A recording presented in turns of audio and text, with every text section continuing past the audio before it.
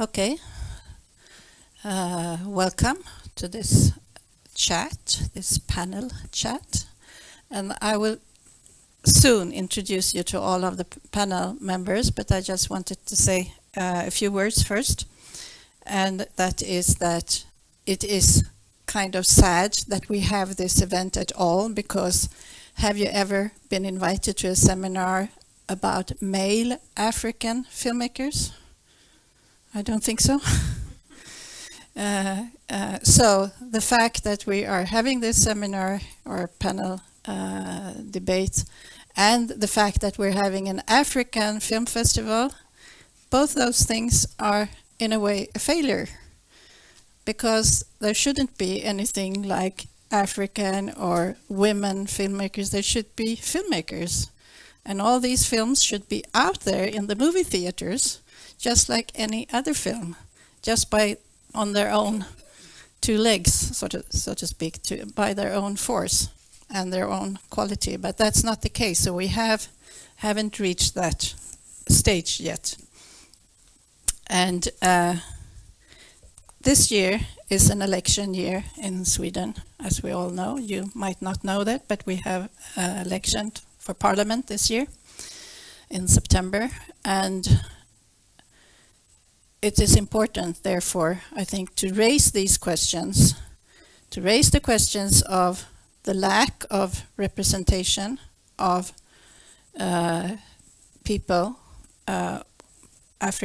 with African descent, or whatever you want to call it, the lack of representation in films, in the media, but also on all levels of society, in all decision-making bodies and everywhere.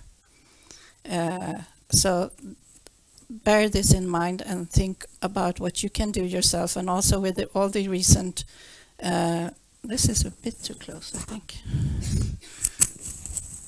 Yeah, this was adjusted by the technician before we started. Yeah, okay.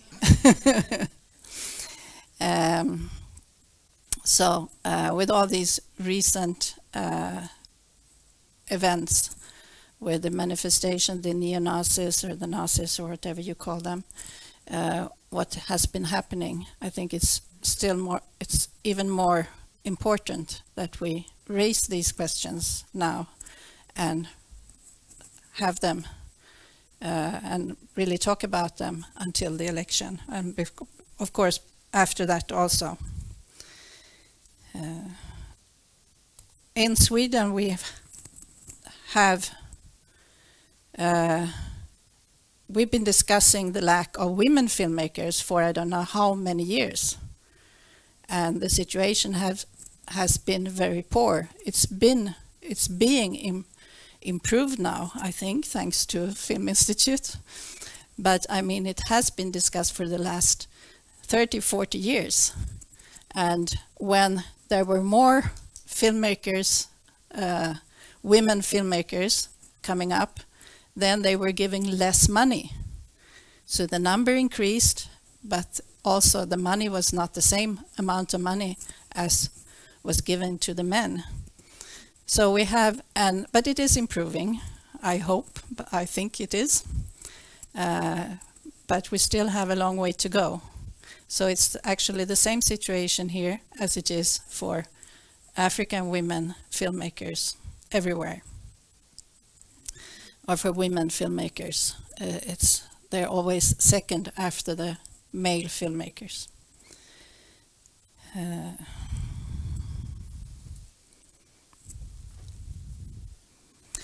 In Africa films history, which we don't always think of, we have had a lot of very strong portraits of women. But in films made by men, because the women filmmakers haven't been that many. There have been women filmmakers like Sarah Maldoror or Safify very early on in the African film history, but it is amazing to see also that very early, from the first independent African films like La Noire de, Black Girl of Samben Osman, and in many films of Samben Osman and in other films by Abderrahman Sissako and many others, we have portraits of very strong women, and you wouldn't really be able to tell if the film was made by a woman or a man, because the female perspective has been very strong. And that is amazing, actually, in African filmmaking.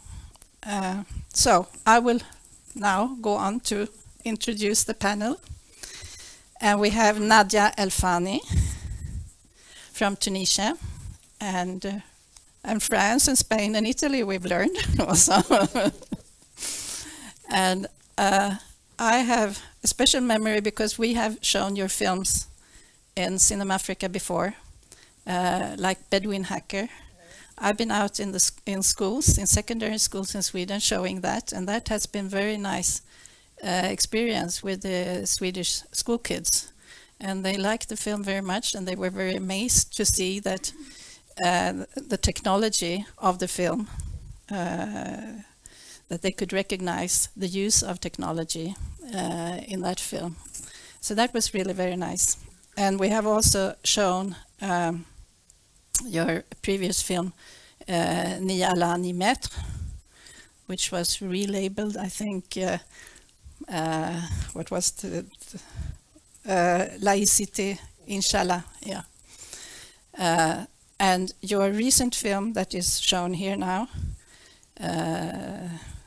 No Harm Done, is treating that experience with that film. And also, there's two stories going on. It's the story about that film and how it was received and all the threats you received, and also your own experience of having cancer. So it's a very, very strong film, and I really recommend you all to see it during the festival here now. Aha. Where are you? There? Okay. Welcome. And you have had a lot of prizes for your previous films. And then we have Kudzai Chimbaira.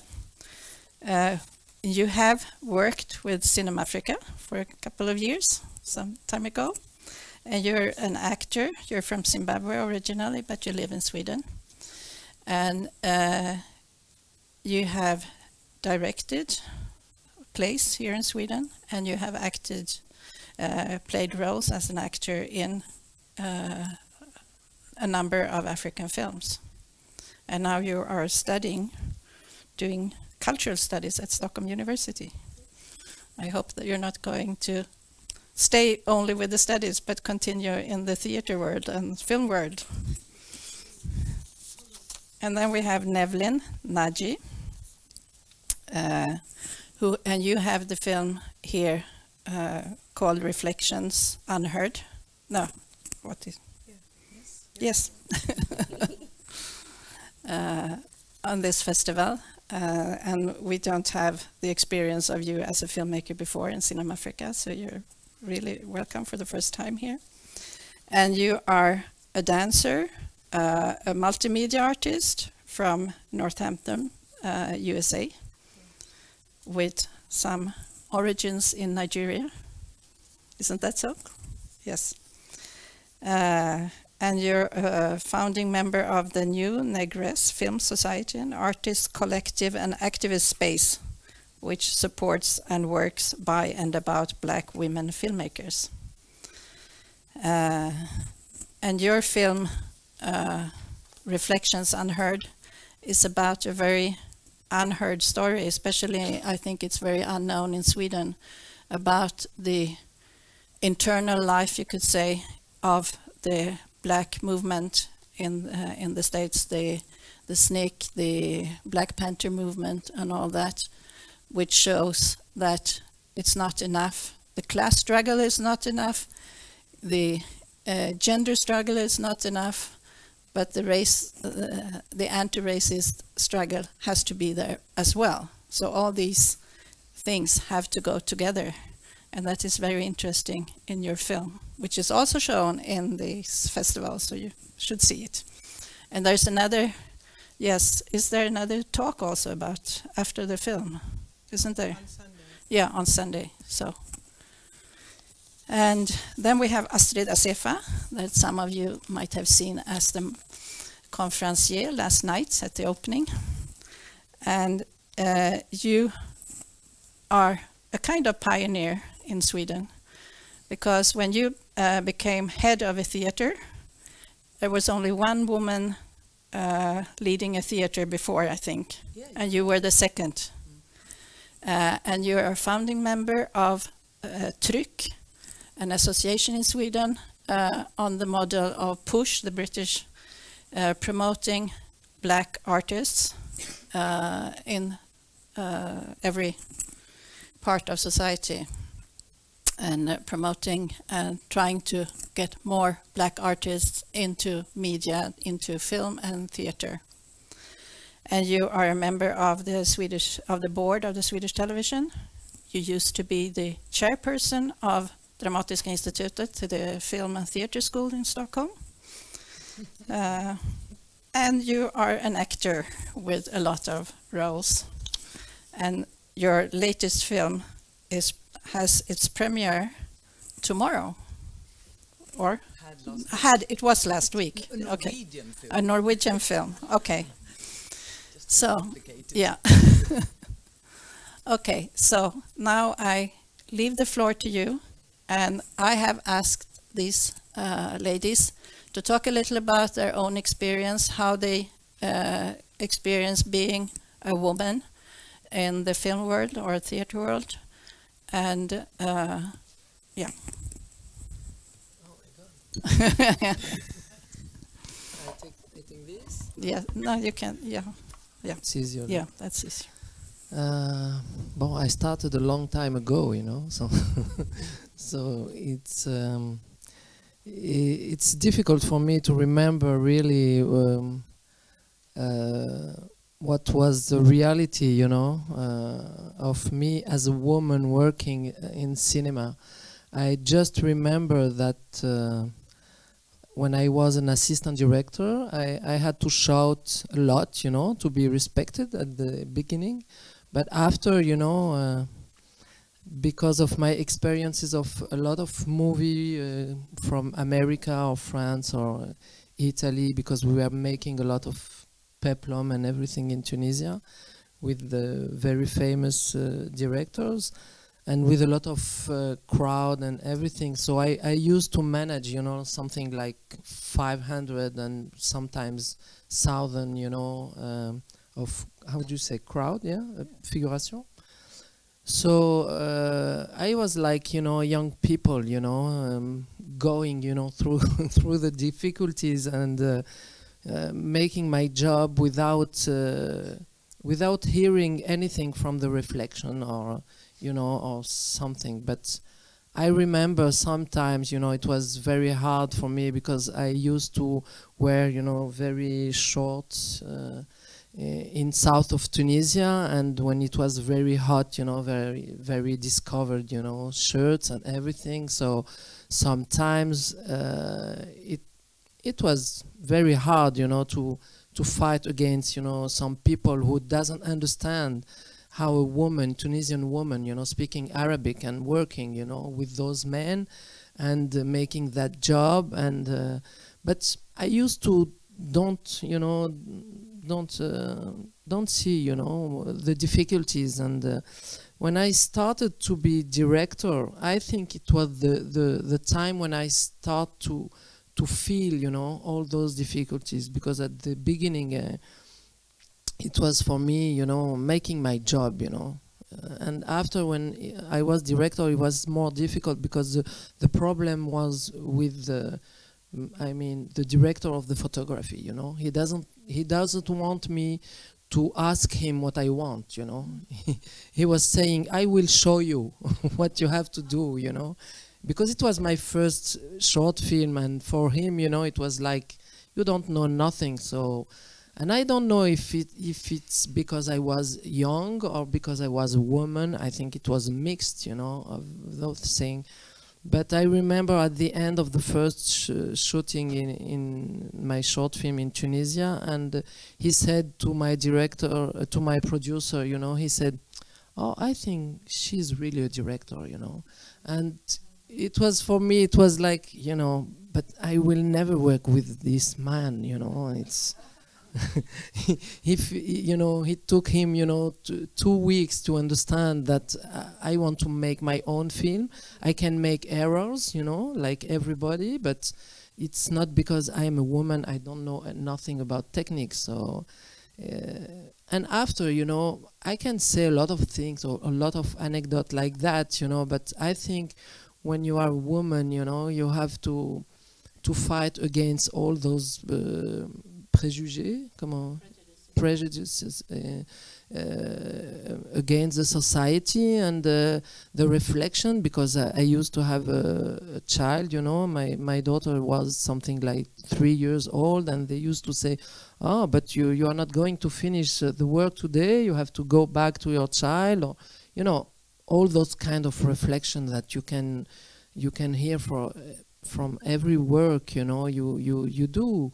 But in Tunisia it was something a little bit different, because we used to have a lot of rights very strong for women in Tunisia. That's strange, you know, in an Arabic country, and that a lot of people doesn't know, I think, here. So they were very proud, you know, about the women directors. And we had Mufida Tletli, that she made The Silence of Palace, you know. It was a big success around the world. And so they used to how do you say, to take care about the woman director in Tunisia, you know, the power, and to give money for us.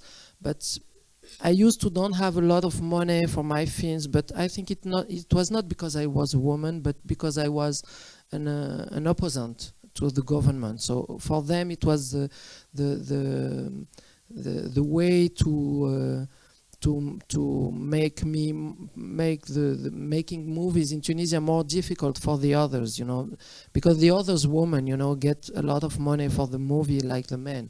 I was the only one, you know. They gave me something like half of the subvention, you know, because they were persuaded that I will abandon, you know, my project.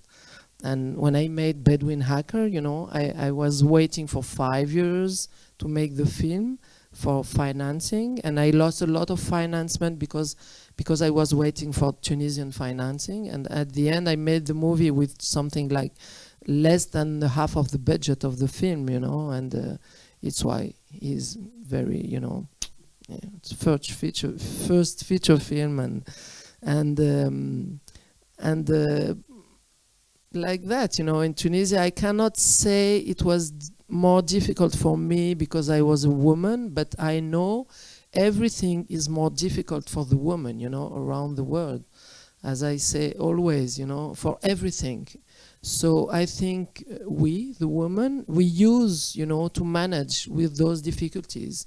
And at the end, we don't feel, you know, we don't feel anymore. We know every morning we have to wake up and, okay, I'm going to fight every day, you know, because I'm a woman and I have to do everything, you know, at home and with the children and everything, and with my job and with the difficulties, you know, to meet. I remember when I met, you know, one day the director of the television in Tunisia, and I was in his office, you know, and speaking about project, you know, for television and everything. And I remember, you know, the problem was I have to signify to him that I am a woman, but it's not for that he can invite me for dinner, you know, because it's why it was the way in his mind, you know, looking how to invite me, you know. He was always saying, you are young, are you married, are you, you know, all those questions, you know. And the difficulty, it was that, you know, I want to speak about my project.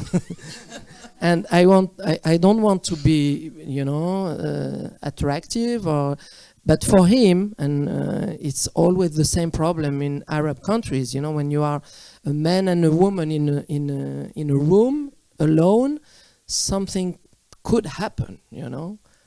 It's not obviously always the same in others' country, but in our country, it's yeah, I can understand. But for us, it's more dangerous, you know, because they think they can do it, you know. And I remember one day, not so far away, so far ago, you know, when I was screening my one of my documentary, Ouled Lenin, about my father was one of the chief of the Communist Party in Tunisia. I made a documentary about him, and I show it behind the dictator in Tunisia, in Kairouan. Kairouan, it's the most religious city in Tunisia, you know, the second way of pelerinage in the Muslim world. And I was received by one of the director of the culture center, and he go up from his office, and I said, oh my God, what is happening? And he went to open the door to show to all the center, you know, that nothing is happening in his office with me.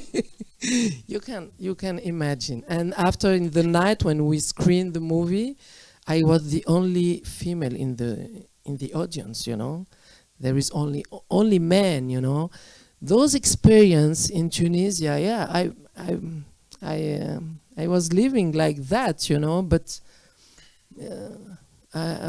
now I can, because I have to tell something, you know, I can say that. But I used to say in Tunisia, when you are a woman working and everything, also when you go out in the street, it's a political activism, you know, because you have to fight for everything, for you know, how the men look at you and everything. So you can imagine in our work, when you are managing all this crew, you know, and making direction for everybody's, and so you have to be strong, and you have to, some of women, director woman, you know, make it another way than me, but I'm not like that. I'm always, you know, radical, and so that is.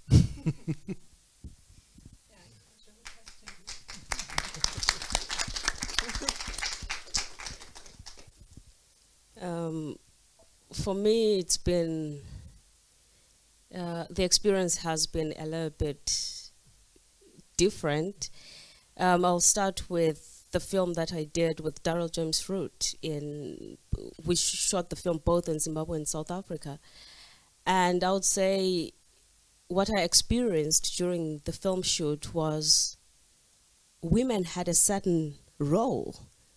You know, it was the woman who made sure that our lunch packs came in on time. It was the woman who made sure that my hair was okay. That was it. So the ratio of men to women really struck me. And as the lead in the film, I was also put in my place, you know? You're a woman. Of course you're the lead, but you're a woman. Mm. And this whole ratio of men to women stuck with me. And it made me reflect what kind of power structures lie behind that ratio. Why does that happen? I would say even up to today, my experiences really draw back to those ratios that I experienced a few years ago. And then then I moved to Sweden about 5 years ago, and I've had a privilege to start my own small company. We do one show in Sweden a year and one show in Zimbabwe a year.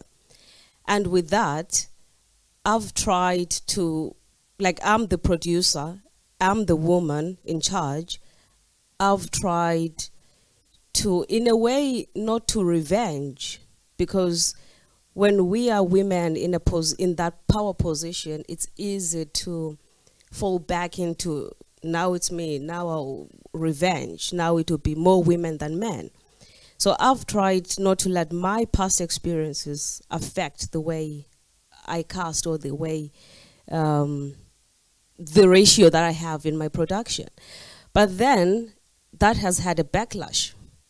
With my first production, I did an audition in broken Swedish, of course, and I managed to get 2 brilliant actors who were men, and we went out of town just to get to know each other and also to make them understand that, fine, I don't speak fluent Swedish, but we'll find a way to work together, broken Swedish and English, and a bit of kroppsspråk, body language.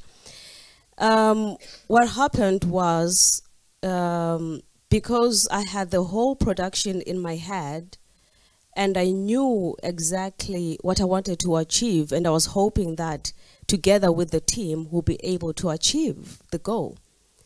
But then, the fact that I knew the picture for me was clear, that was a little bit intimidating for the 2 men.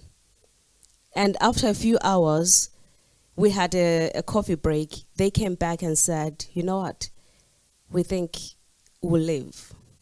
Why? It's a bit tricky to say, but we really can't be in a production being led by a young woman. I was the youngest. Everyone in my crew was older than me.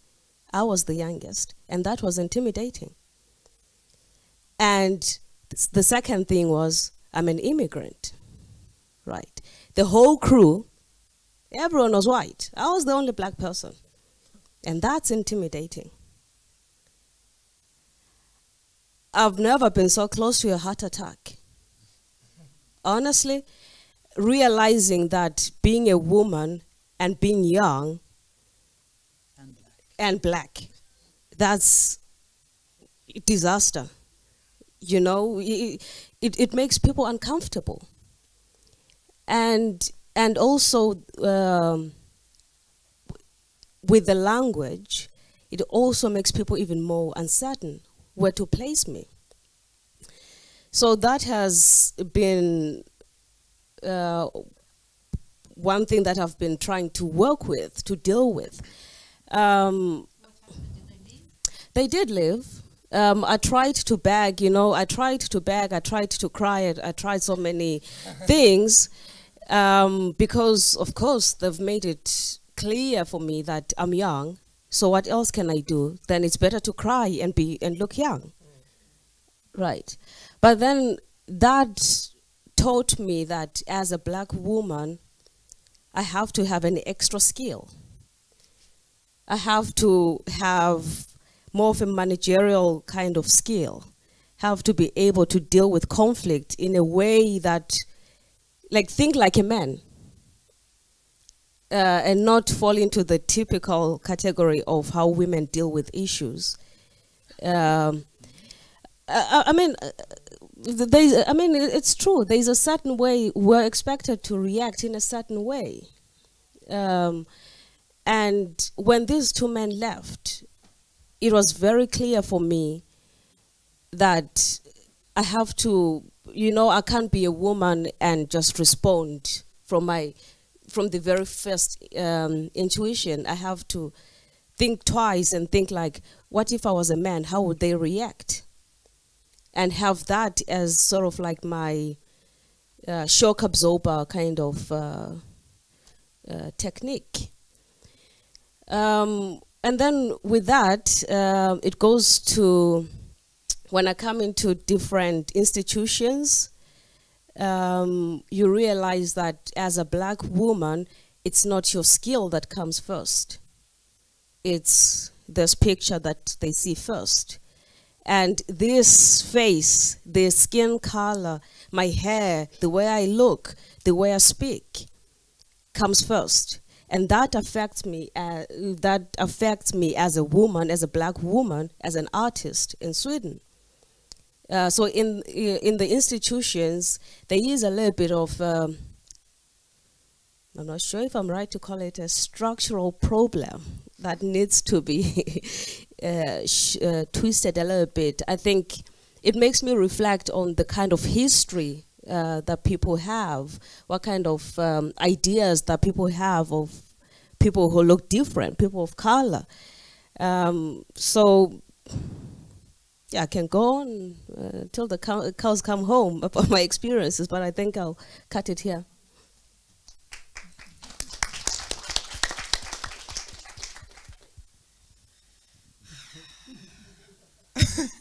Okay. So my own experience has mostly, I mean, I have the most experience filmmaking, or only experience filmmaking in the US. So my experience has also been conflated with race and gender. So I don't just see the discrimination that I receive in the film industry as just being a woman. It's also because of being a Black woman. So, I mean, my introduction to film as a medium was in college, after I switched into the film program. So I do also have that experience of being in the institution, and my film program in particular was, I saw it as like a microcosm, like a mini representation of the larger film industry, specifically because that particular program was geared towards conditioning us to participate in the mainstream industry. So we had people, you have to structure your story a certain way. You have to. It wasn't geared towards independent works or alternative perspectives or alternative works or anything experimental or. I mean, everybody that we learned about in the film history class was a white man, except for like maybe your token Japanese guy or sorry, I forget her name. Experimental filmmaker. But it was annoying. I mean, and also I'm really trying to like give a full picture of this program. I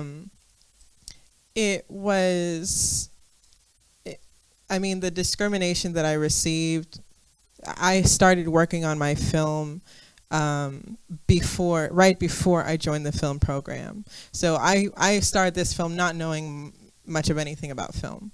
And I learned along the way. So I used a lot of the school's equipment to make my film, but it was not part of the curriculum, and I didn't want it to be part of the curriculum because I didn't want anybody to know about it. I wanted to be in a bubble, and I wanted to be, I didn't want to hear what anybody had to say that was negative or that would, I wanted it to be a very private process, at least for the first several months. However, I did receive some pushback from my instructors when I wanted to get some more advanced equipment, or, the first day, I mean, in the first production class, I came like super prepared, and I was like, I went to the equipment place and I asked for a specific type of a wireless mic to film my interviewees, and he was like, that's really hard to use, and it was just really condescending. Of course, it's interesting because he actually ended up coming to the screening like a year and a half later.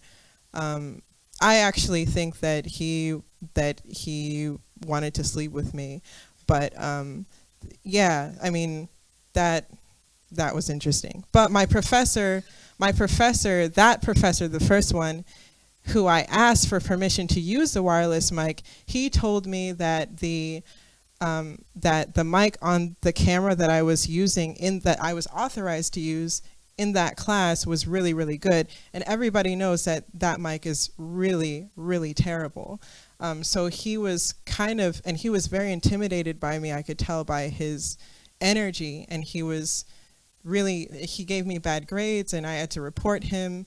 That was the first professor I reported for discriminating against me. And he gave me an A on my final project, which I deserved. But yeah, he didn't like me. Eventually I found a professor who did like me, I really appreciated him. But in his class, that was the last semester, I chose specifically to work with his class because it was just so light, and I already took his class, and he liked me, and he supported my work. So I was like, okay, I'm taking his class to get more time to work on this film. When I get to his class, we have like a democratic voting process where I'm the only black student in the class, and everybody has to pitch their film idea, and then 6 of them, which is half of the class, will get to make the film based on all of the students' ratings. So by the time I was in that class, I had been working on Reflections Unheard for a year and a half, and I had already fundraised for the film. I was pretty set. I knew exactly what I was doing and what I was there for, whereas most of the film ideas, which there's nothing wrong with this, but they were in the idea stage. So it was based on whether you like the idea or not, and also the feasibility of the idea, whether or not you think that this idea can actually be made into a film by the end of the semester. So nobody voted for my film.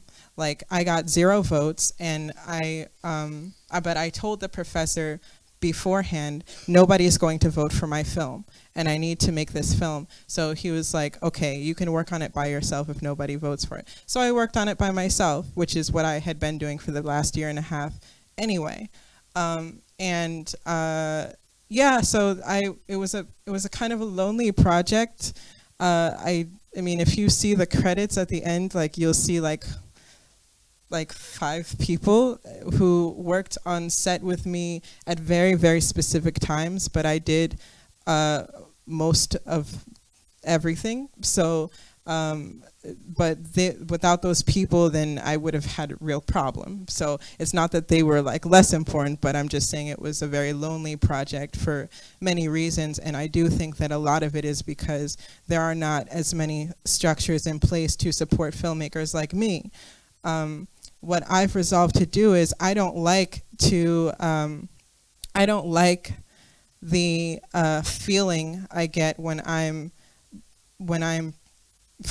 always fighting for my voice to be heard in with my art, within my work environment when I'm making art. So I don't like to. I'm not going to. I like to have a group of people who really support what I do and really want to hear what I have to say. So I prefer actually to work with women. And the men that I work with, you know, they would really have to be on the same page as me. And so I end up working mostly and preferring to work with women when I'm making my art. And so that's one of the solutions for me. Instead of always feeling like I have to conform or change the way I think, or be aggressive, or be, you know, a certain kind of way to be heard. And I really consider myself to be kind of like on the outskirts of the industry in terms of like how I move, because I like to form alliances with like feminist organizations and other things. I don't like to wait and, you know, put my projects on hold so that, you know, this large funding body can give me money or validate my project. I like to, you know, just work with what I have and find a way to be creative and collaborate if I need to. So those have been my solutions, and also the New Negress Film Society, which is my artist collective that I've formed with 3 other amazingly talented women, one of which is Frances Bedomo. She's the director of Afronauts, and she's actually screening at CinemAfrica too. Well, we formed this artist collective because we've all had these similar experiences, especially also in the institution, of being silenced and being misunderstood, and our work being very transgressive in very different ways. And so working with them has really really shaped me and really helped and sustained me in the industry, and we want to form a supportive space for other Black women as well to have what we didn't have when we were making our films. So yeah.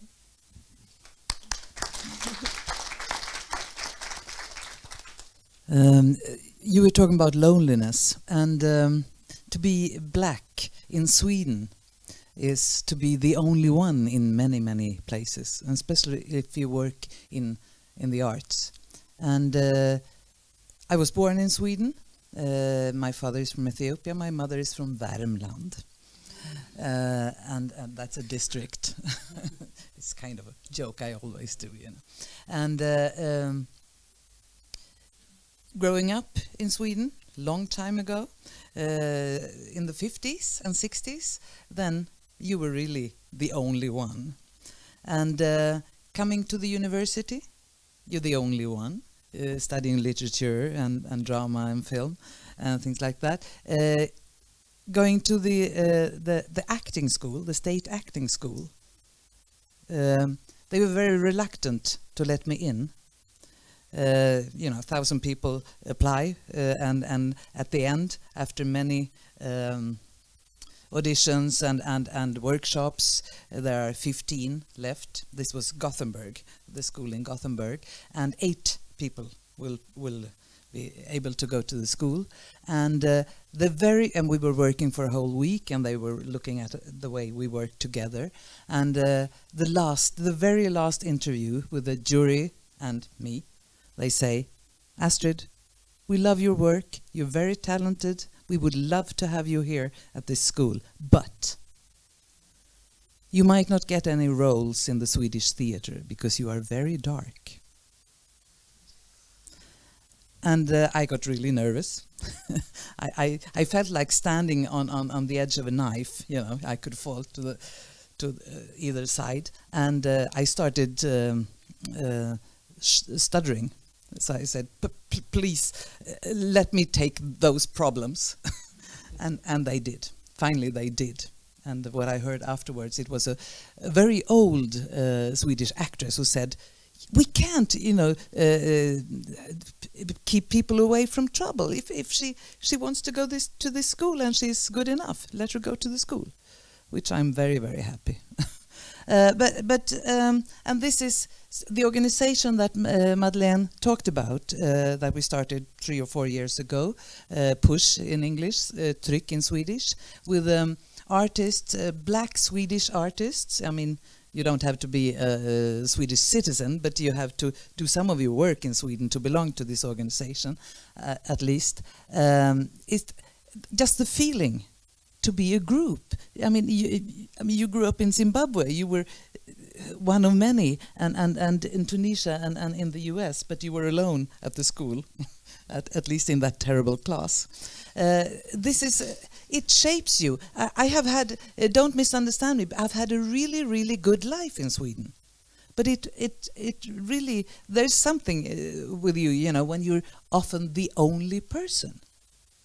And to have a group to share the experiences. And now, you know, Sweden is, as Madeleine also said, going to this election.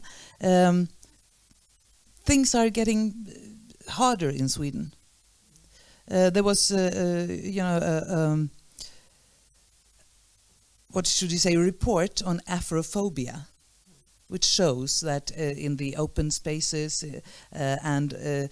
Black people are really, you know, violated physically or verbally, and it's escalating. It's getting worse. There is a lot of Swedish white people don't really want to recognize this because I think it hurts them. So there are so many things to do. So just now, well, I'm Black and I'm a woman and I'm Swedish, Ethiopian. But just now, the skin color is what really not bothers me, but that's the actual thing. Being a woman, I've been working with gender questions most of my life, but it's of course a mix. But this is the really acute question and strategies. And you said, you know, I was trying to what would a man do in this situation, but you also said, you know, what you were expected to do as a woman. Because for me, taking a step back and thinking twice is just very clever. It's not, you know, a lot of men don't do that. I mean, your strategies are good, but sometimes I don't think we should, just because it's male power and white power, they don't do things the right way all the time. I mean, they don't get it because they're so clever, the power always. So just, you know, we have the intelligence and I mean to find our strategies, I think. Why am I telling you this? It's good to hear different strategies here, and yeah, that's it, I think.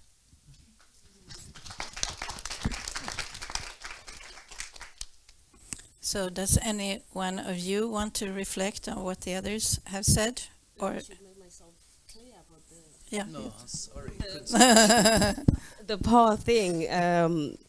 What I meant was that I've realized that I cannot just react from just like that. I have to take into consideration so many things. I have to think about how is Kudzai going to react in this, and how was the other person going to react, and mesh things up and come up with an alternative that no one would have thought. So I have to come up with, I have to have Delilah extra in my strategy, like something new, something that will be like, aha, okay, I didn't think about that. And that takes quite a lot of time. And that has taught me to be a little bit slower in reacting. And it's a position that I've been forced into. It's a position that I don't want to be myself, but it's a position that I have adopted. That I would say is good leadership. You're a very good leader. I try. and you've succeeded later on. I mean, this was some time ago, this catastrophe. But I've seen the two films, Nadia's film and Nevline's film. And today I saw your film. And when I was 16 years old, I went to the US for a year. And that was really so nice to be black among black people. This was 1969-70. So it was the era of the Black Panthers and a real struggle. So to see your film with the women and how they reflected, the film is, I don't know if you've seen it, it's women that worked to change the US, black women, you know, really fighters.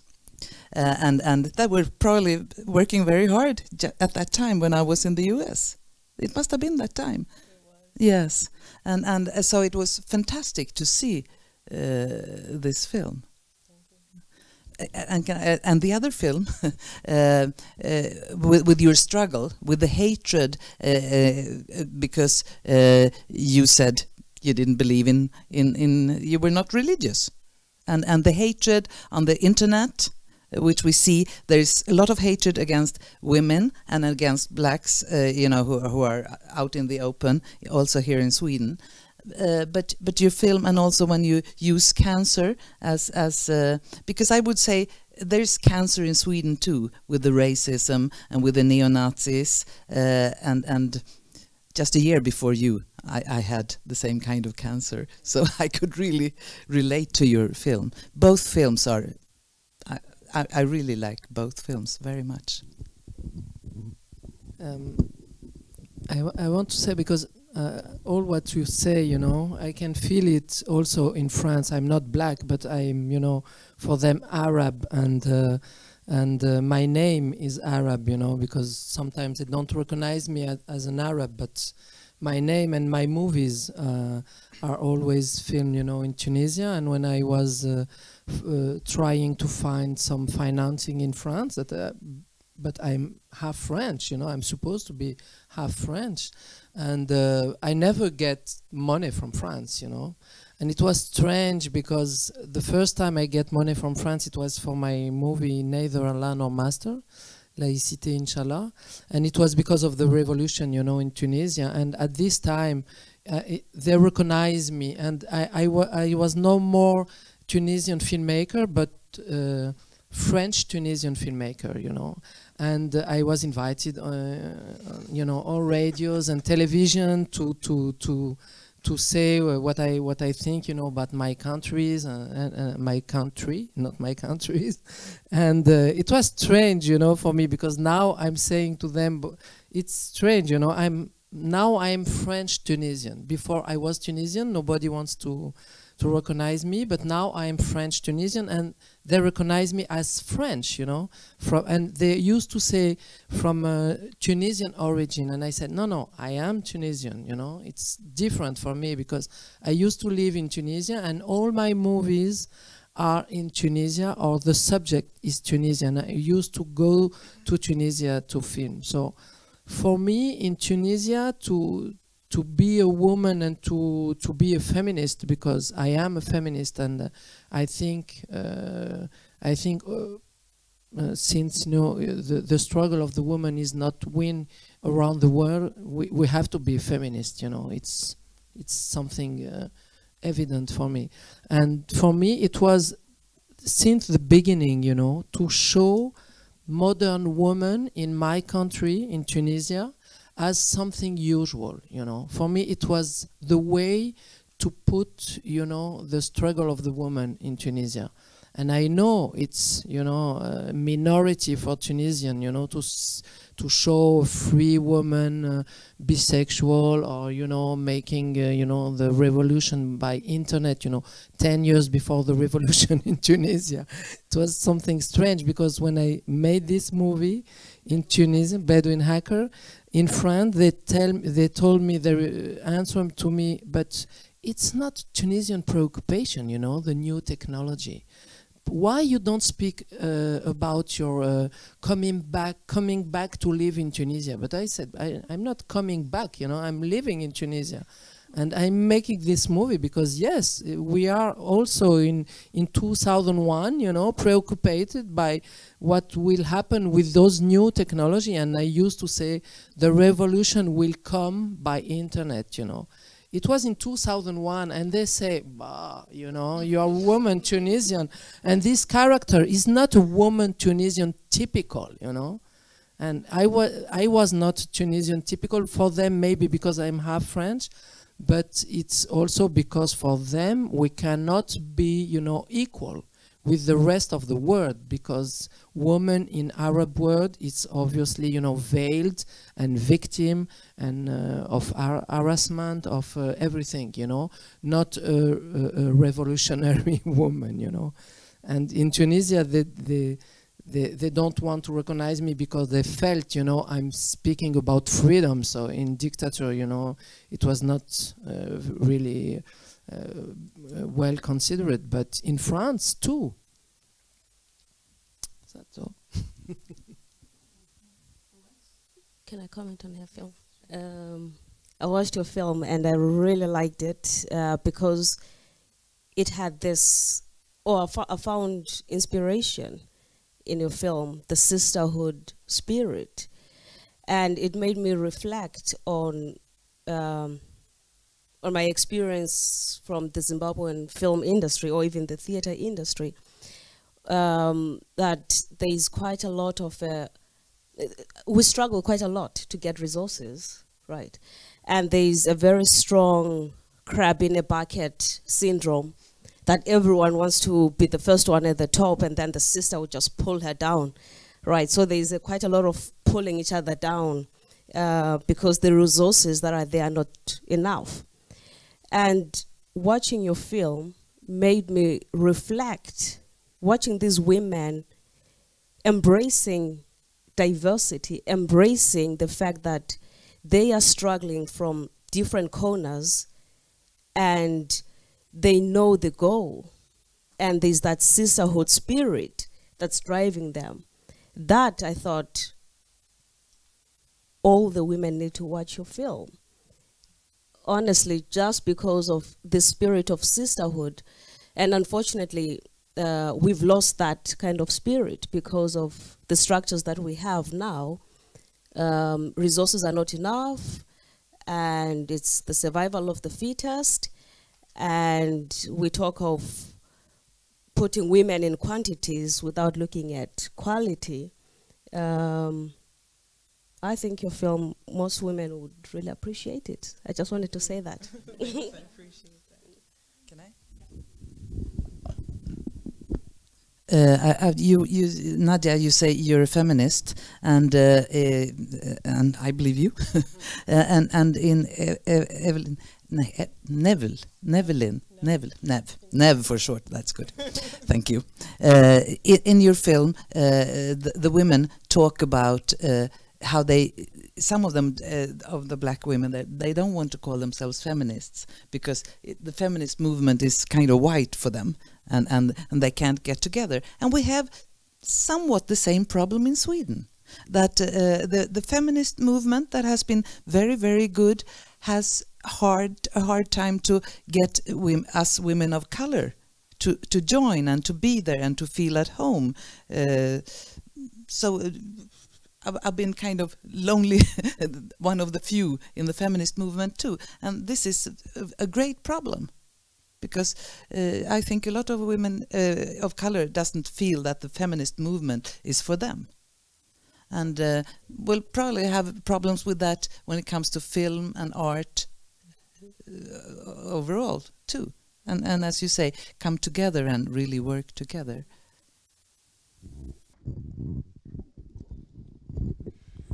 Okay, maybe we shall let the audience in a while. I just want to raise another question, and that is the whole purpose of CinemAfrica, you could say, is to change the image of Africa in Sweden and elsewhere, because we are all familiar with this stereotype image of Africa that, you know, a famine, AIDS, whatever. And so the goal of CinemAfrica is to show another picture of Africa. And I had a discussion with you, with Nevline, before coming in here, because we talked about this, and I said that's very important to me, that, you know, whenever I go to Africa, people say, well, aren't you afraid to go there, and all, you know, things like that, all the diseases and the snakes, and I've never seen a snake in Africa, and are there really cities there, etc., etc. And then you made a remark that could really, that if we try very hard to show that Africa is the same as here, then that could really play in the hands of the racists. And I would like you to comment a bit of that, because I thought it was very interesting what you said. Thank you. So, I mean, from my perspective, I don't think that, I mean, I do understand why there would be some value in presenting alternative perspectives that don't fit a stereotype, but I think that there's a big problem when your goal is to negate a stereotype, because I was saying that people who fit a stereotype with their own are just that is just as valid, that is just as authentic of an expression as people who don't fit the stereotype. And so when you're trying to I'm trying to think of an example, but I'm remembering that I'm in Sweden, so all of these are like Black American stereotypes. But we have them here too. Okay, what is the fried chicken stereotype? The fried chicken, like Black people eating fried chicken? Yeah. Okay. All right. All So, of it is here. okay. You know, so like if you if you're trying to disprove, okay, here's one. The Jezebel stereotype, right?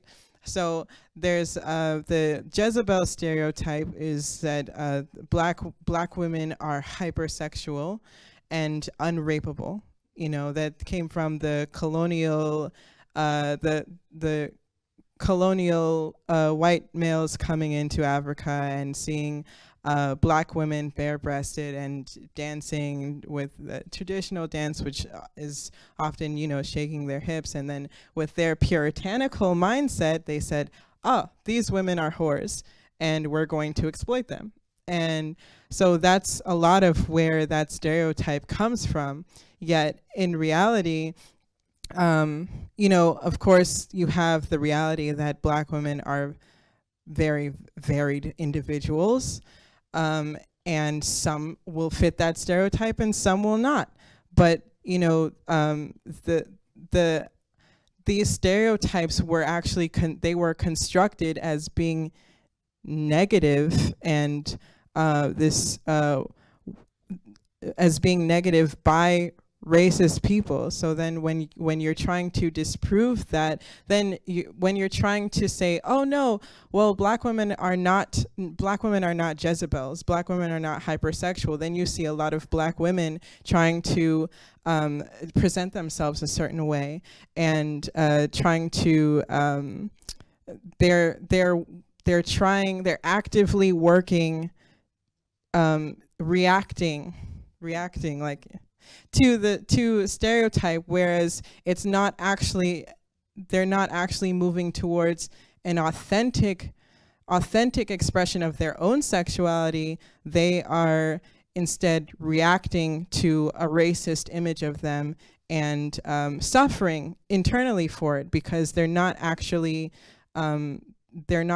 being themselves. They only know themselves in opposition to what the media says they are, which is something that Deborah Singletary says in my film, that a lot of black women only know themselves and define themselves in opposition to what others say they are, because they don't want to fit a stereotype. There's a lot of danger in that, because when you start reacting to those stereotypes, then you diminish who you really are, and then there's no room for you to be who you are. Maybe part of who you are does fit a stereotype. I know maybe parts of myself might fit a stereotype, but that doesn't mean that I'm not a multifaceted human being. That doesn't mean that I'm not an individual.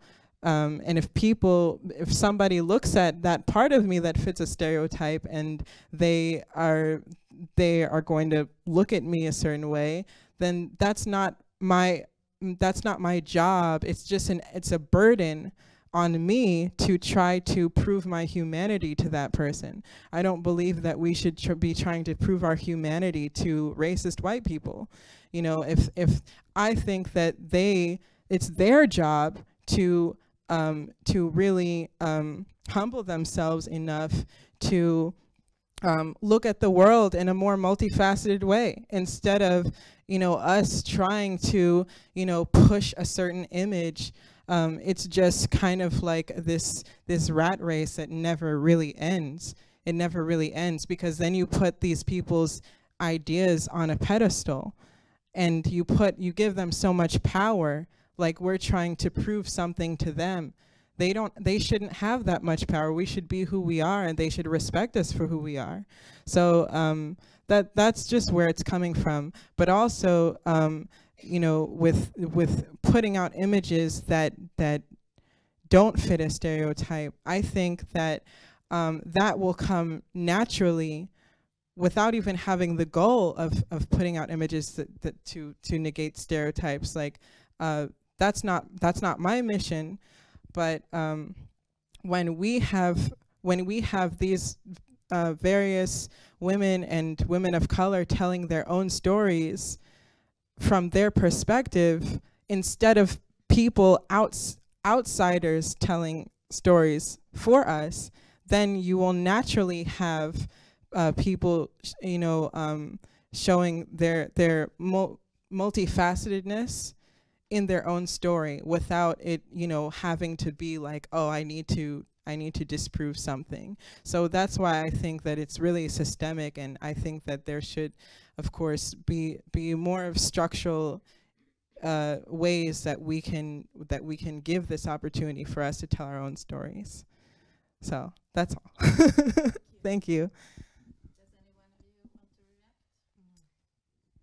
Or otherwise we'll just see if we have any. I think CinemAfrica is doing a great job with trying to promote a positive picture of Africa. But I think that more players need to take part in this. For example, if CinemAfrica shows a film at a school, and then they have a discussion afterwards, then the film goes back to the CinemAfrica office. What's left? You look at the books that these kids read. It's Peleska etap epilmus, you know? It's very, very, it's not diverse. So this, the kind of stories that the children read at schools, they are not representative of the diverse society that we have today. And then you ask yourself, why did we have to demonstrate in Sharatop? Could we have stopped that? I think so. We could. If back at home, if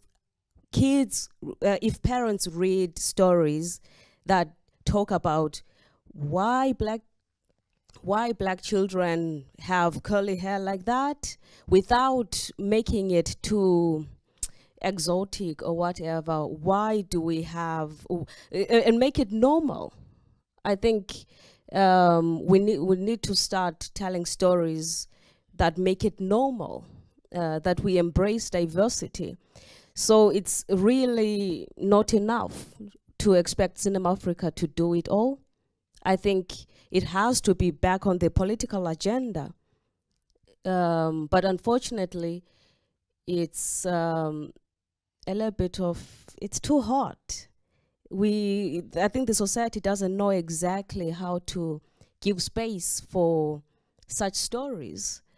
I think maybe we need to come up with a new strategy of how best can we bring out our stories? Because right now, it's very difficult for me to tell my own story. It's the wrong, the platform is not there. So I think maybe we need a new political strategy to embrace diversity. That's what I think.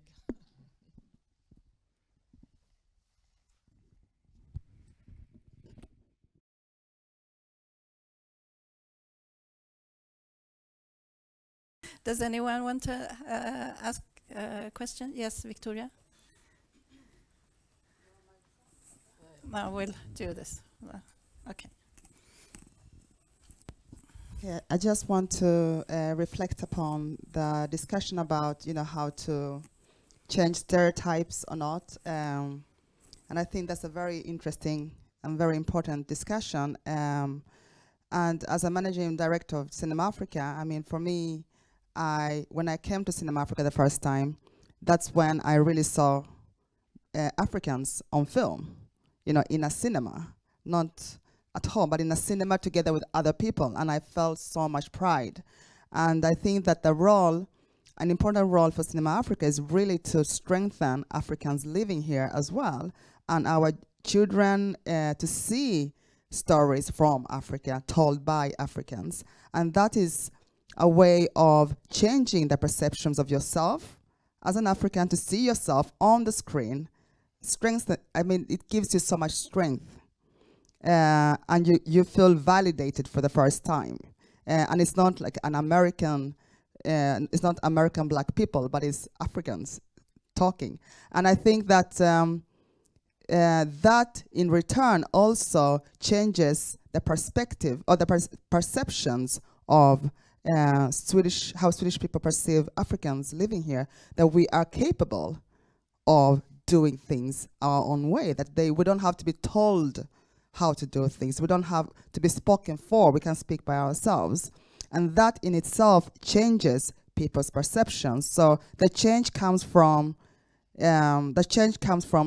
know, getting another perspective of Africa, I think, and of the African voice told from, you know, it's not like the authentic African voice, but it's at least voices, multiple voices from Africa, and seeing Africa not as something, you know, homogeneous, but something, you know, diverse. And the diversity of Africa, I think is something that CinemAfrica works a lot to bring forward. So that is just, I'm not trying to defend or anything. I'm sounding like a politician here. I just want to say, like, you know, it's not about really like going from the stereotype and saying that, okay, we have a stereotype about Africans living in villages, and now we're going to show you, you know, only films from the cities. It's not so. It's not like negating the stereotype. It's more showing the diversity of African stories. So my question is back to, you know, talking about being a female women director or actress or actor. There are so many ways of describing it, but being female within film, and the fact that, you know, we have this A-marked, A-marked. It's like a symbol that we have on certain films. We talked about that yesterday at the opening gala. And how, when you are making films, do you think about, you know, like having female characters that are feminist in their way of talking to each other? You know, like women not talking only about men, but talking about something else than men. Do you have this kind of ideas, like when you're making your stories, when you're writing your stories, that the female characters have to be, in a way, feminist, you know? I don't know, that's just a question.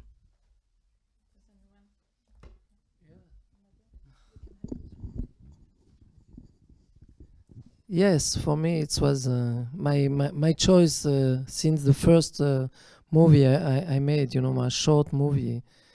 It was a story, 5 minutes, you know, film, 2 women making a man, you know, in, comment on dit, dans l'argile, de la terre, in clay, you know, and asking themselves if they are going to make him a sex or not, you know. So, you know, it was something like 5 minutes and a half. I was 29 years old, and it was my first movie for me. It was like a manifest, you know, for a movie, for, yeah, about gender, about making movie as a woman, and everything, sure. And after I decide to have, always I wrote, when I make feature movie, I wrote a woman character as a principal character, but always I choose one day to make always this character bisexual. For me it was like, you know, I want to speak about that in Tunisia because I know it's something provocative, but I know it's really important to show the freedom of the woman, you know. And the freedom of the woman, it's first decide for her sexuality. It's, for me, it's a first freedom, you know, because if you are not able to say to your family, to your society, what you are in your choice of or for the sexuality, you know, everything, you know, to choose your life, you know, you are not free. It's the first step, you know, because if you can say something to your family, you can say something to your society. If you are not able to cut, you know, the limit that the family imposed to you because of the tradition, of the religion, of the culture, everything you can say, you know, in our society. I don't like when we are, as you say, the stereotype, you know, in Africa, we are really respectable about our tradition. No, I'm not sure about that. We want to be modern too, you know, and we are able to be. For that, we have to cut something with our family. But it's not cutting relationship, you know, about d'affection, you know, relationship emotionally, but to cut with something. I am not what you want me to be, you know. I have my own personality, and I don't have to prove something, you know. I'm Tunisian, not Tunisian, African, not African, you know. I am. I grew up in a country from Africa, so I am African. I'm not black, okay, but I am. I feel like that, you know. I don't have to prove to somebody, but I am modern woman, I am free woman, I am feminist, I am everything, and this is, yes, compatible with my society. Why? I have to prove it, you know. So I make it normal in my movies. It's the way for me to make it true one day.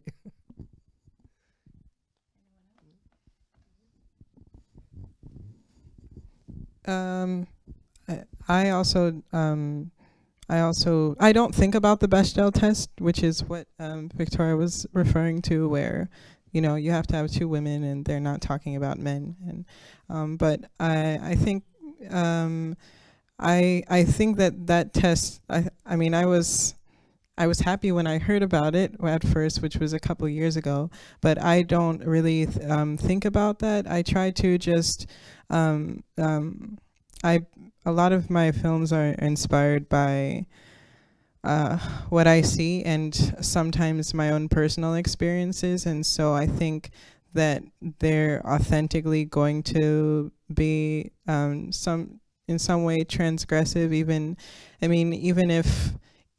if you say, let's say you do have a scene where two women are talking about a man, it doesn't have to fit that mold of what a woman would be like. Oh, he's like, it doesn't have to always be that. It could be a very like something different. So I think that even something like that could be feminist. And yes, all of my films are going to be feminist in some way or another. I haven't done that many films, but some television drama and films anyway. But most of the time, women are someone's mother or someone's wife or someone's mistress or a whore, and so I think the Bechdel test is really smart, because I mean, for women actors, you know, to talk, just you know, because often you're just a body, you're just an object, and to talk to another woman, it's not so common, and when we really look at it, and to have another life than just relating to a man. So you're right. I mean, you could do that in many ways. But for women to be characters, full characters with their own will, and they don't have to be feminist. They can be evil and terrible in all ways. But to be full characters, that's a lack. And I have a feeling, if we look at more of the Western film world, that black women, you know, full character is even less.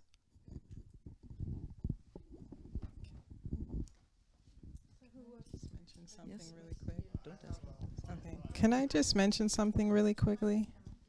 Hi. Hi.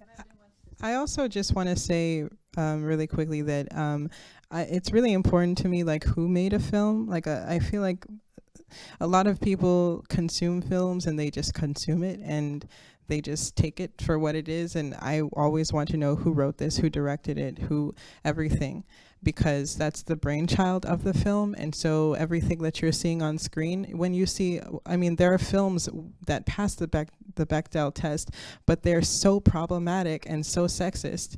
And they don't even have to, I mean, they don't have to be about anything blatantly sexist, but they're still extremely problematic.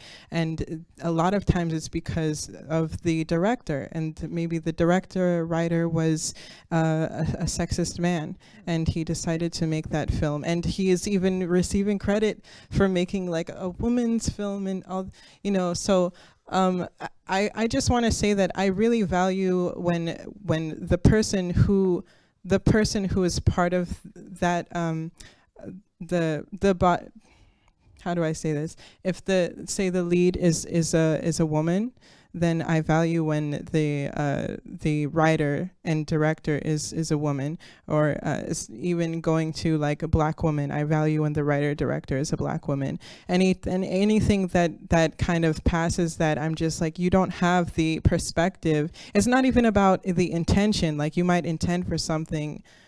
You might not have bad intentions, but you don't have the perspective to write from this character's lived experience when you're like a male writing a woman's story. So that's all I want to say. I'm hearing a lot of different things. I'm hearing that sometimes as a woman filmmaker, your story has to be judged by men, and perhaps I have to make some kind of changes in my story.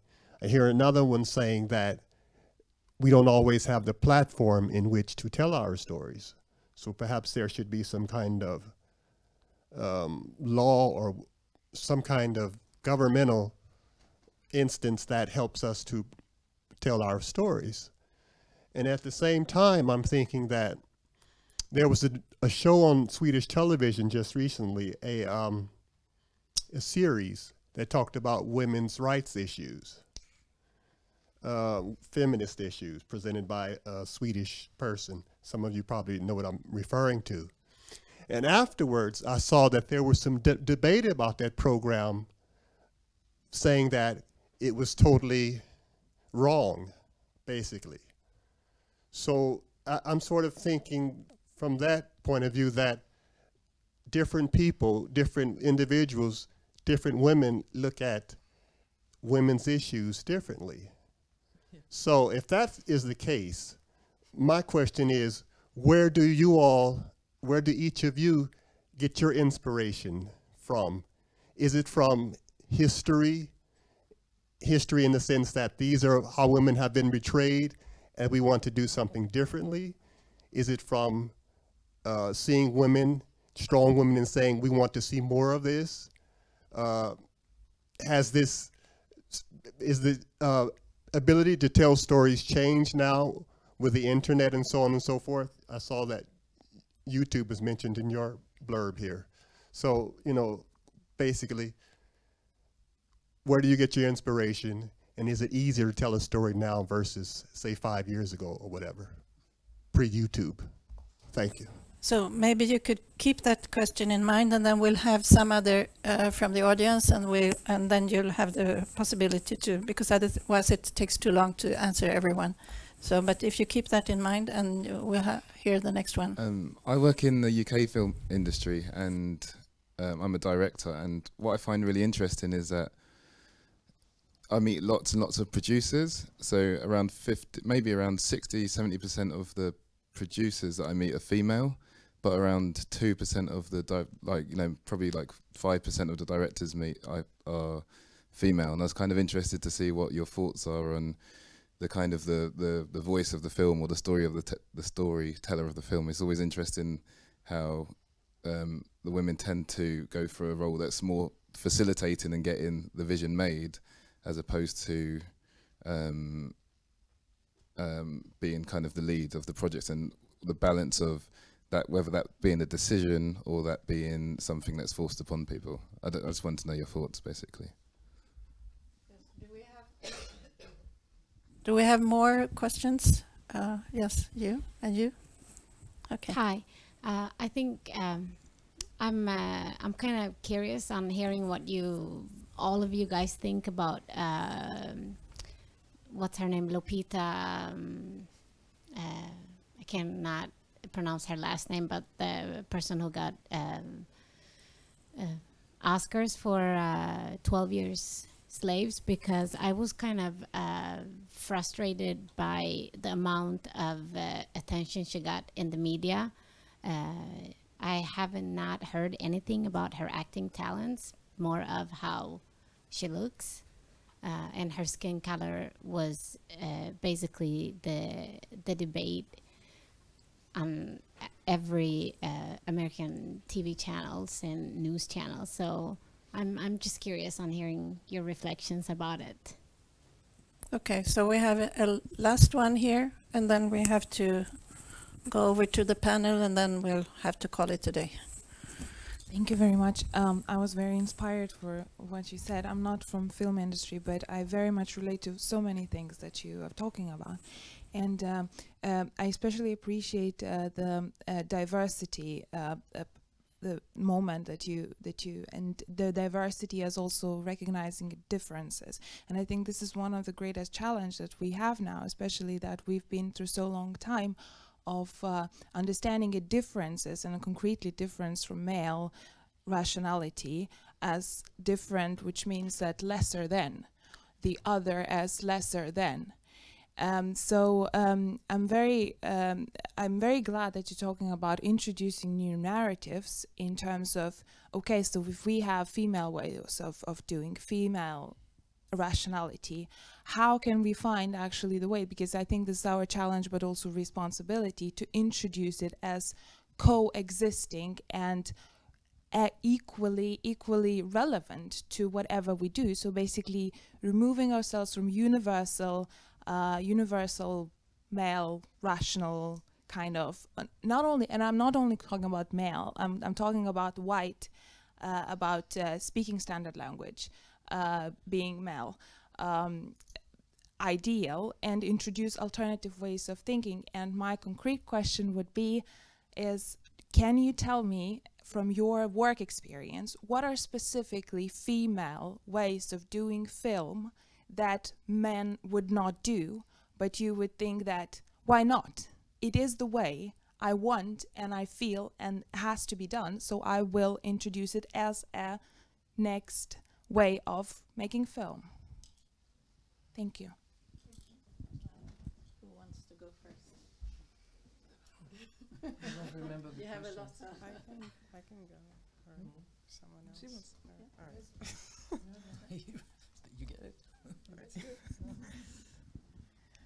All right. So the first question was the where we get our inspiration for making films.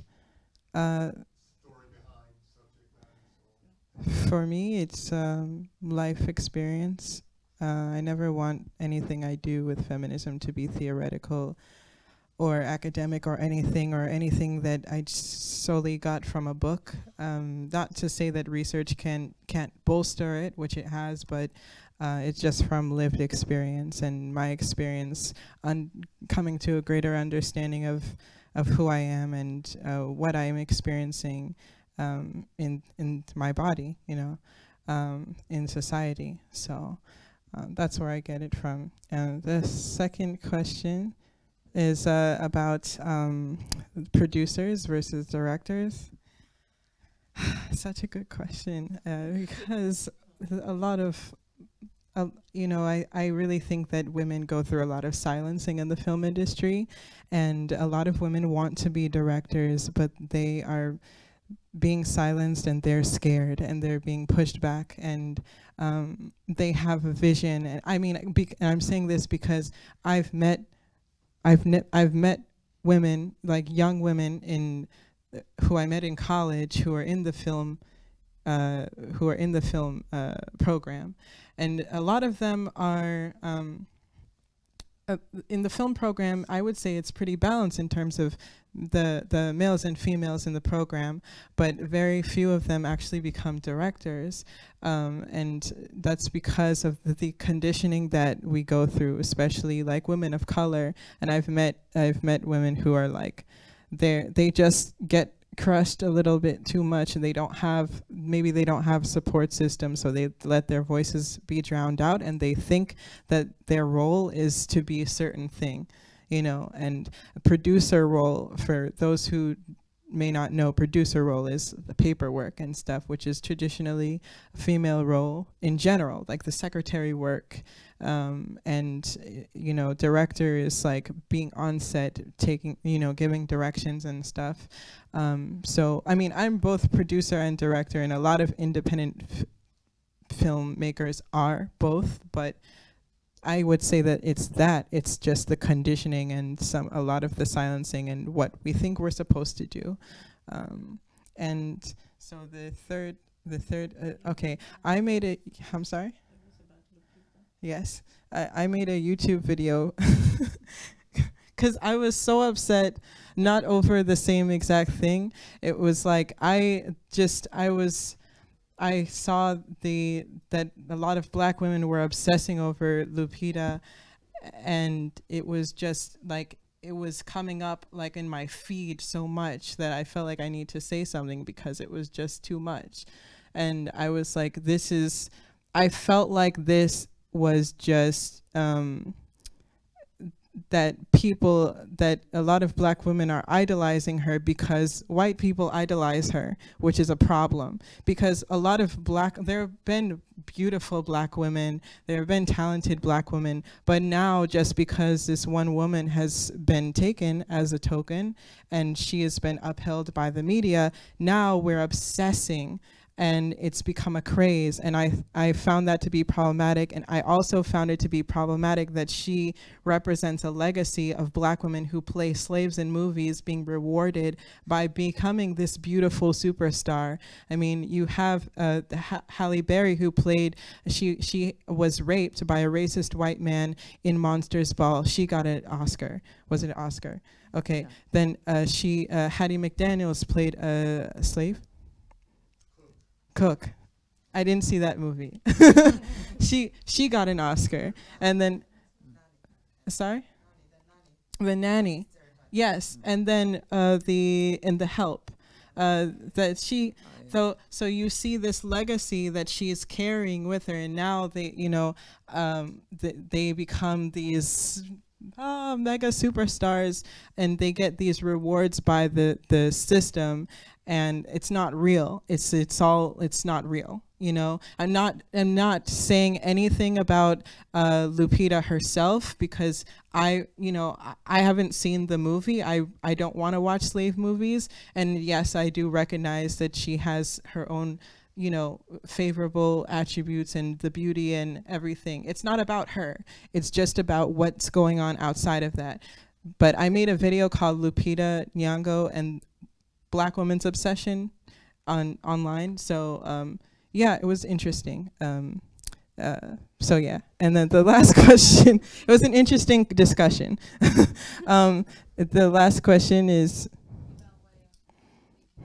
okay, I don't see a like specifically female way of making films, but I do see some of the ways that I've navigated and that I've found resolution to make my own films, like maybe working with, maybe I don't like to work in the mainstream sort of way by, you know, having to go through gatekeepers to get financing, waiting for these big bodies of financing to do this, or maybe working with a humongous crew and, you know, all these things. And I prefer to work with other women, and I prefer to work with men who are more feminist oriented.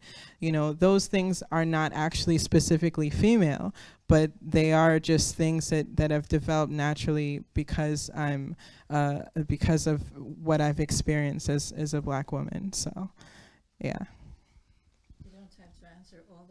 All of you, I wanted to. Yes, yeah, that's a good start. You answered all of them. But I was just thinking, you know, the Lupita story, and I mean, you're tough, and it's good. But still, for my young Black daughter, it means a lot, even though, yes, she is some kind of a token, but it means a lot that there is the image. It's possible to be a Black actress and in the world. So at least we have to, so we don't just destroy all of it, because you're right. But still, we have to take the little good from it too, I think, because it's very, very much needed. You would meet so many young black, especially women in Sweden, that hate their skin color. And so it's important to have these positive, and now it's a slave. Yeah, she's played a slave. You're right in your whole analysis, but still, we have to take the pieces we get also on the way to build. I just wanted to say that.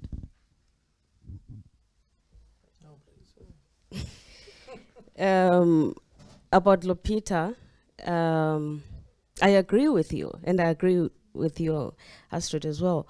But I think it was so unfortunate that they reduced Lupita to only skin color and her beauty and nothing else. Lupita, she is a filmmaker.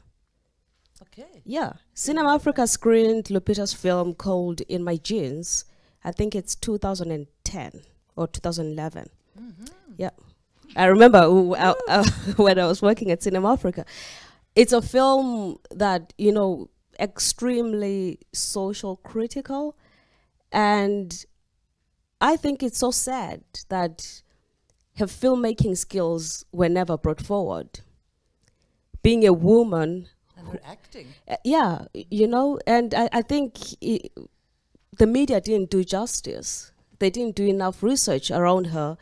So it was, I mean, it's easy for media to choose the easiest alternative. What do we talk about? Beauty, skin color, full stop. That's it. So that part was extremely unfortunate. But just Google it, the film In My Jeans by Lupita. Brilliant film.